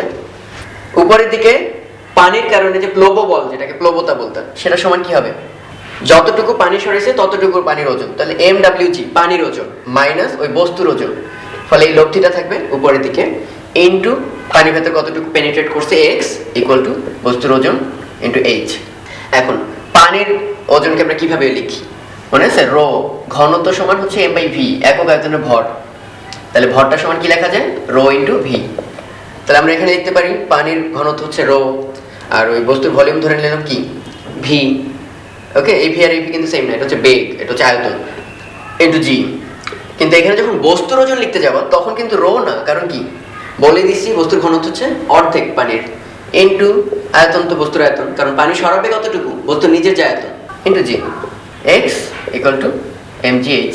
তো আমরা তো অলরেডি পানির আয়তন জানি, সরি ঘনত্ব 1000 কেজি পার মিটার কিউব। তাহলে এটা সলভ করলেই তোমরা কি পেয়ে যাবা? x। এখন আমাদের নির্ণয় করতে হবে নিচে গিয়ে থেমে আবার উপরে উঠে আসতে কত সময় লাগবে। আর সময়টা বের করা কোয়াইট ইজি, কারণ এখানে দেখতে পাচ্ছি রো ভিজি মাইনাস রো বাই 2 ভিজি। তো আমরা যদি এটা লব্ধি করি তাহলে কত দাঁড়াচ্ছে? রো বাই 2 ভি ইন্টু জি। এর মধ্যে দেখো রো বাই 2টা কি? কার ঘনত্ব ছিল? বস্তুর। তাহলে এইটুকু হচ্ছে আসলে বস্তুর ভর, বস্তুর ভর ইন্টু ত্বরণটা কত দাঁড়ায়? তাহলে জি। তার মানে এই বস্তুটা কত ত্বরণ ফিল করছে বা মন্দন আসলে, সেটা হচ্ছে জি। তাহলে এরপর তো কোয়াইট সিম্পল, এই যে এটা যেহেতু ভেদ করে যাচ্ছে তাহলে আমরা কি লিখতে পারি? শেষ বেগ তো 0, আর আদি বেগ কি? এখানে ভিটা যে বের করা আছে ভি ইকুয়াল টু ইউ, এটা হচ্ছে ওইখানের আদি বেগ প্লাস এ ইন্টু টি, এটাই হচ্ছে আমাদের জি। তাহলে এখানে টি পাবো, সেই টিকে 2 দিয়ে গুণ করলে কি পাবো? নামতে এবং উঠতে টোটাল কত সময় যাবে। ওকে, আর সেই সঙ্গে চাইলে অ্যাড করে দিতে পারো যে এইটা এই সারফেস পর্যন্ত নামতে কত সময় যাবে, এবং ওটা বের করে কোনো ব্যাপারই না। V equal to u plus g t, আদি বেগ তখন 0। ওকে, আর এখান থেকে তো ভি বের করছি, তাহলে ওখান থেকে টাইমটা বের করে ফেলতে পারবো। তখন বলতে পারবো ছেড়ে দেওয়ার পর এতক্ষণ লাগছে সারফেস টাচ করতে, তারপর এক্স ভেদ করতে, তারপরের টাইমটুকু লাগছে এক্স পরিমাণ আবার উপরে চলে আসতে। সো মোট টাইমটা যোগ করে দিলে পেয়ে যাবো। সো আরেকটা এক্সাম্পল, শক্তি সংরক্ষণশীলতা যথারীতি। এরকম 7 মিটার উচ্চতা একটা বস্তু আছে, তারপর সেই যে লুক দ্য লুপ ওভাবে নামায় দিতেছি, এটা ফ্রিকশনলেস, পুরো জায়গায় ঘর্ষণে বাড়ানো ধরবো না। নামতে নামতে নামতে সাপোজ বি পয়েন্টে উঠলো, বি পয়েন্ট আসলে কত উচ্চতায় দেওয়া আছে? এটাই হচ্ছে এই সার্কেলের রেডিয়াস। তো একটু খেয়াল করে দেখো, কোয়েশ্চেন করছে এই বি পয়েন্টে মোট ত্বরণ কত। মোট ত্বরণ কথাটা কেন বলছে বা লব্ধি ত্বরণ কেন বলছে এটা একটু পরে বলবো আমরা। তো এবার খেয়াল করো, এ 7 মিটার উচ্চতায় ছিল, আর বি পয়েন্টে নিশ্চয়ই 7 মিটার উচ্চতায় নেই। তাহলে আমাদের এ পয়েন্ট, এটাকে নাম দিলাম এ বিন্দু। তাহলে এ বিন্দুতে মোট শক্তি কি হবে? mg ইন্টু 7 বিভব শক্তি, আর গতিশক্তি কত? 0। আর বি পয়েন্টে মোট শক্তি কত হবে? সে আছে 3 মিটার উচ্চতায়, সো mg ইন্টু 3। আর ওই সময় কিন্তু গতিশক্তিও থাকবে, আমি ধরে নিলাম সেই ভেলোসিটি হচ্ছে v। তাহলে গতিশক্তি হবে হাফ এম ভি স্কোয়ার। তাহলে এখান থেকে অবশ্যই ভি বের করে নিয়ে আসতে পারবো আমরা, যে ওখানে তার বেগ কত। তাহলে এবার খেয়াল করো, সে যেহেতু বৃত্ত পথে আছে, বৃত্ত না হোক বৃত্ত চাপ থাকলেও চলবে, আমি আগের লেকচারেই বলেছি। তাহলে এরকম বৃত্ত পথে থাকতে হলেই তাকে কি লাগবে? এখানে একটা কেন্দ্রের দিকে বল লাগবে, যার নাম কেন্দ্রমুখী বল। ফলে সে কেন্দ্রের দিকে একটা ত্বরণ অনুভব করে, যাকে বলে কেন্দ্রমুখী ত্বরণ। তাহলে কেন্দ্রমুখী ত্বরণে সেন্ট্রিপেটাল সমান কি লেখা যায়, সেই যে আমরা জানতাম ভি স্কয়ার বাই আর। ওকে, তাহলে ভি এখান থেকে বের হয়ে গেল, আর রেডিয়াস তো দেওয়াই আছে 3 মিটার। তাহলে এখান থেকে আমরা সেন্ট্রিপেটাল অ্যাক্সেলারেশন বের করলাম। কিন্তু ঘটনা হচ্ছে এখানে একমাত্র ত্বরণ কিন্তু সেন্ট্রিপেটালটা না। খেয়াল করে দেখো, পৃথিবী তাকে টানে আবার কত ত্বরণে, জি ত্বরণে। ফলে তার স্পর্শকীয় ত্বরণও আছে, সে সাথে সেন্ট্রিপেটাল অ্যাক্সেলারেশন আছে। ফলে এই দুইটার লব্ধিটা হবে হচ্ছে লব্ধি ত্বরণ। তাহলে লব্ধি ত্বরণটা কত আসবে, যেটা আমাদের কোয়েশ্চেনে চাইছে, এ total root over Pythagoras simply মধ্যবর্তী কোণ 90। তাহলে এ সেন্ট্রিপেটাল অ্যাক্সেলারেশন এর স্কয়ার প্লাস ট্যানজেনশিয়াল, ট্যানজেনশিয়ালটি হচ্ছে আমাদের জি, সেন্ট্রিপেটালটি তো সেই ভি স্কয়ার বাই আর তার স্কয়ার, আর ট্যানজেনশিয়ালটা হচ্ছে সেই জি 9.8। সলভ করলে আমরা টোটাল ত্বরণ পেয়ে যাবো।